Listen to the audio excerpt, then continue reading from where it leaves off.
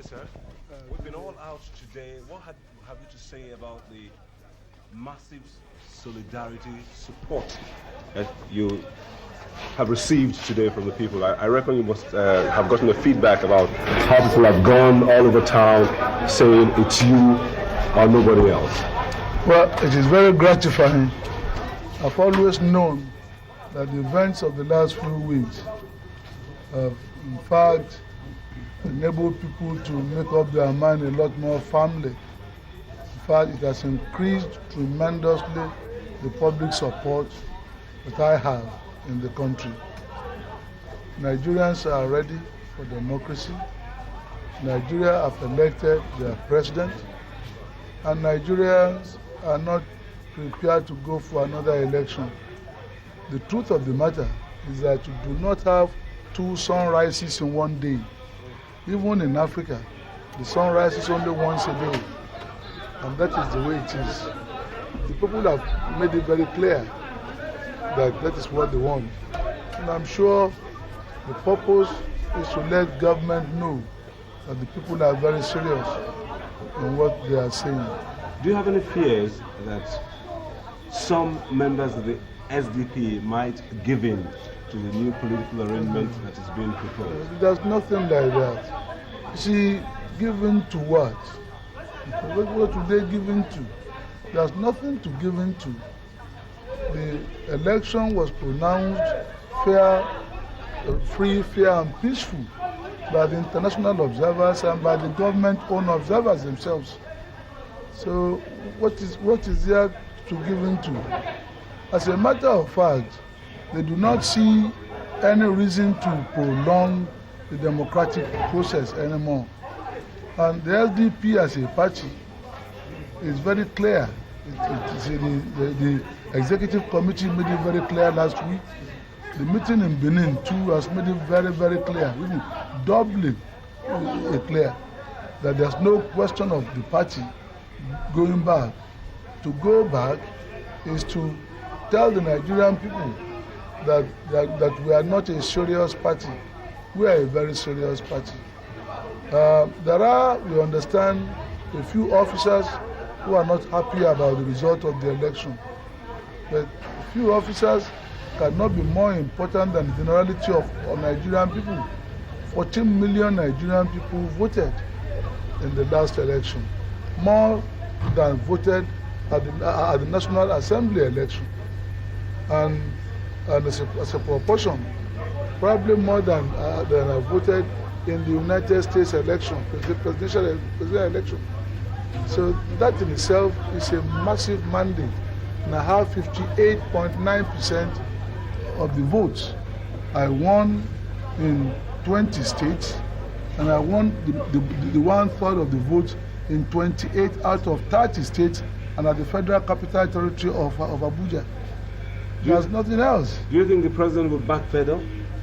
Well, it's not a matter of backpedaling. It's a matter of a misunderstanding. He was not accurately informed. For example, there were talks about there were allegations of bribery to NEC. I've already said anybody with proof of that allegation should go to court. Bribery of an electoral officer, of a public officer, is an offense, is really a felony under the law of Nigeria. The matter should be taken to a criminal court. And secondly, there were allegations that the turnout was low. That has been debunked. There were more voters during the presidential election than during the National Assembly elections. So that is not true either. There were allegations that the judiciary is being put into jeopardy or into ridicule. We were able to prove that neither of the two candidates went before any court. It was an illegal organization supposedly being sponsored by the government itself that took matters to court. That has nothing to do with us. There were allegations that large sums of money were spent, 2.1 billion naira. That was not true. I've denied it. The other candidate has denied it. In any case, there is no upper limit to the expenditure that can be incurred by any candidate in the presidential election or in any election under the law of Nigeria. All these are just trumped up charges, excuses as it were, not reasons. What message do you have, as the last question, to your teeming supporters across the country? That there is plenty of hope, that there's no doubt at all that the president and the military government will leave office on the 27th of August. And there might be need to meet and discuss some details.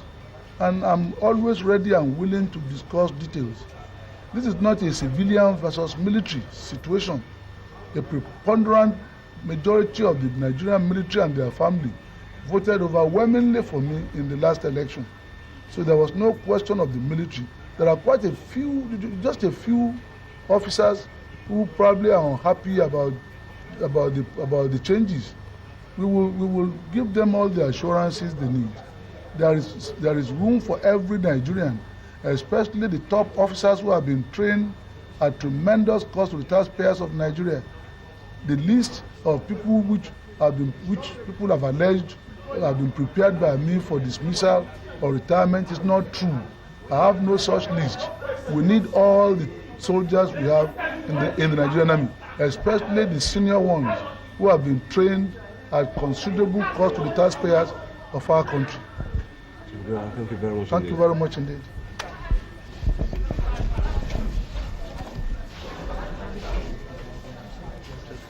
Well,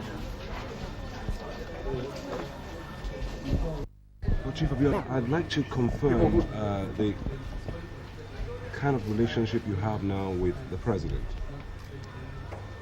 President Babangida is a friend.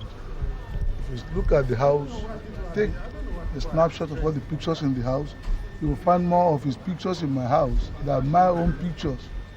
We've been friends for over 20 years, very, very close friends.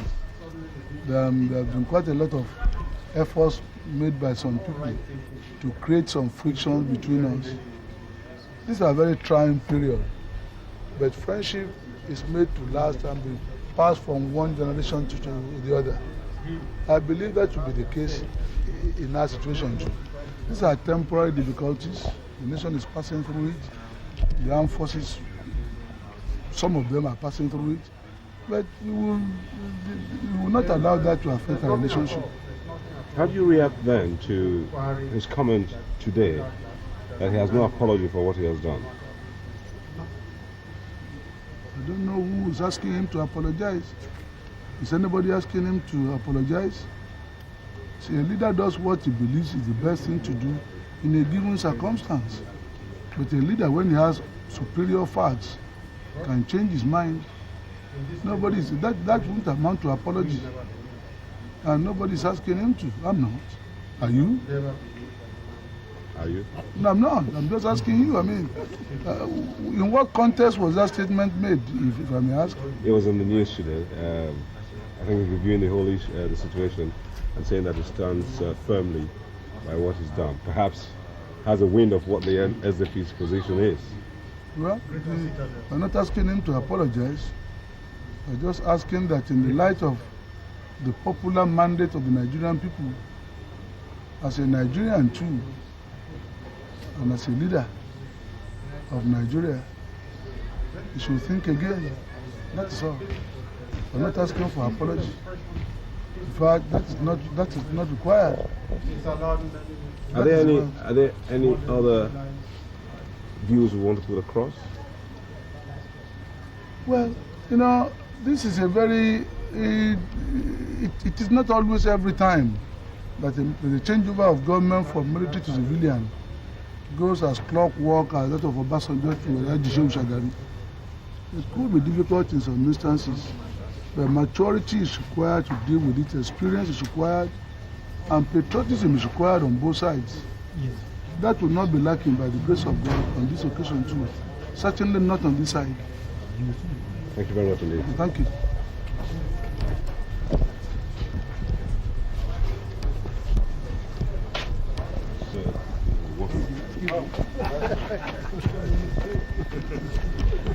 Let me push my luck, sir, and ask you what you think about the whole situation. Your comments. Which of the situations? Because we are in the political impasse.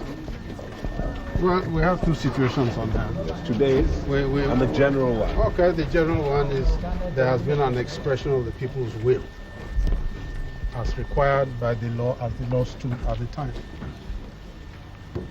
And that doesn't seem to me to call for any kind of crisis. I think it's a situation that can be resolved in 1 hour by completing the counting of the votes and proclaiming the victor. 1 hour. What do you think about today's demonstration in solidarity? Well, I say that in any modern society, the people have a right and a duty, not just a right, to express the popular will by popular action, provided it's peaceful. And throughout the political history of Nigeria, we've had that under all regimes. There have been marches, demonstrations, all sorts, so long as it's peaceful. It's a people's right. In this case, it's a double right. The people are insisting that the law should be obeyed. What can be better than that? The people are insisting that the law made by the outgoing regime should be obeyed. It's quite simple. What are your views about a national government has been put in the air now? Well, we made a statement this morning that the victor has a duty to the nation to try and unify the nation.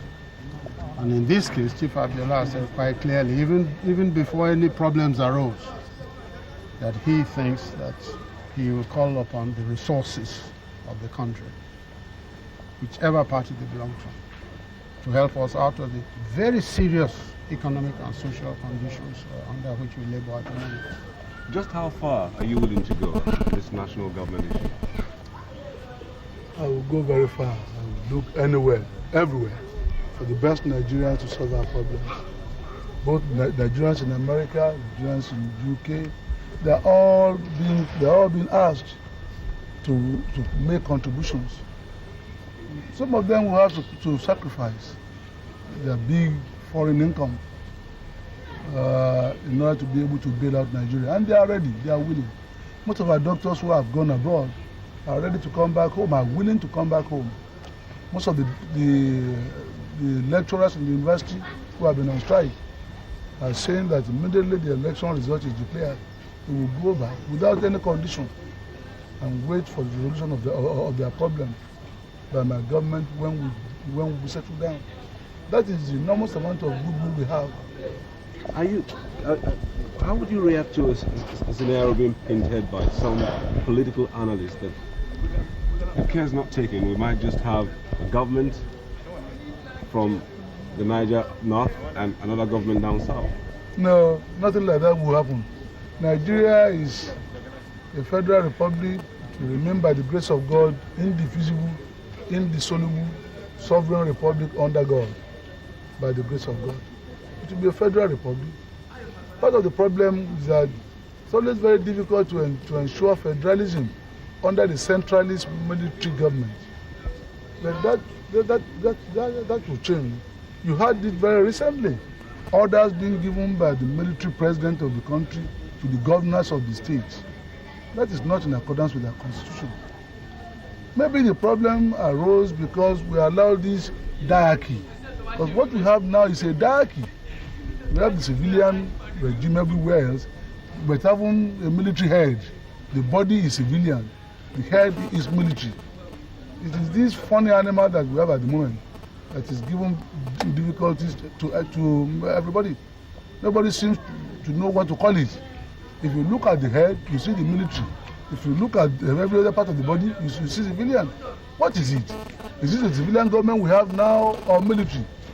I think it's a quasi-military concussion of governance. And it is this type of thing that has created that. But quite candidly, that is the thing. People don't realize that what we are talking about is the changeover of that head, the movement of the head, so that we will have a full civilian government in Nigeria. Every soldier is gone. Sometimes you don't remember that. But every soldier has practically left the government, except the president alone. And that is why it is so where the president himself becomes the umpire in a case in which is directly involved, the only one involved, you can see the problem of objectivity there. I think, thank you very much. Yeah, thank you very much indeed. Thank you. Thank you. Thank you.